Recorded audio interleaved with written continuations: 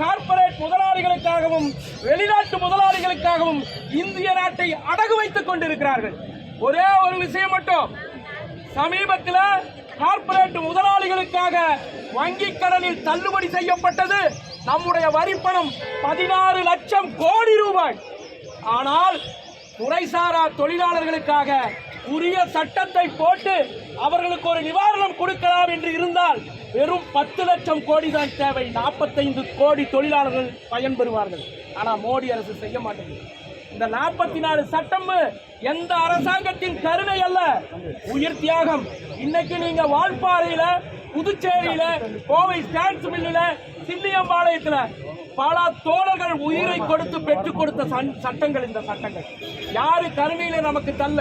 நம்முடைய ஊதியம், நம்முடைய பணி பாதுகாப்பு, நம்முடைய சமூக பாதுகாப்பு, இந்த 3 விஷயத்துக்குள்ள அடங்கினது தான் 44 சட்டங்கள். ஆனா இந்த 44 சட்டத்துல 29 சட்டத்தை காலி பண்றார்.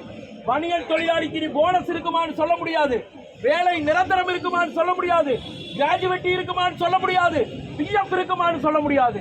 எல்லாவற்றையும் அழித்துவிட்டு பொய்யான விளம்பரத்தை கொடுத்து இந்திய மக்களை, இந்த தேசத்தை ஏமாற்றிருக்கார்.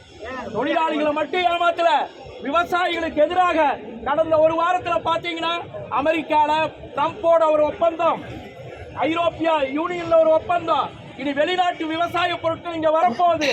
விதைகள் கூட இனி கார்பரேட் கம்பெனி தான் தருவான். தக்காளி விதை, வெண்டைக்காய் விதை எல்லாம் இனி அவன் கையில. விவசாயம் நடுத்தருவுக்கு வரப்போகிறான். இதற்கு எதிராக இன்றைக்கு வடநாடு பூரா கொதித்தெழுந்து நிற்கிறார்கள் விவசாயிகள்.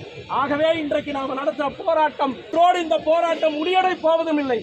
எப்படி 3 வேளாண் சட்டங்களை எதிர்த்து கிட்டத்தட்ட ஒரு வருடத்திற்கு மேல போரிட்டு 700 தொழிலாளிகளை பணி கொடுத்து எந்த 3 விவசாய சட்டத்தை திரும்ப பரமாட்டேன் என்று மிகப்பெரிய அக்கிரமத்தோடு அகம்பாவத்தோடு சொன்ன மோடியை விவசாயிகள் போராட்டம் மண்டியிட வைத்ததோ, அதே போல இந்த 4 சட்ட தொகுதிகளை திரும்ப பெறுகிற போராட்டத்தின் துவக்கம் இது. நிச்சயம் நம்முடைய போராட்டம் வலுவாக எழும்.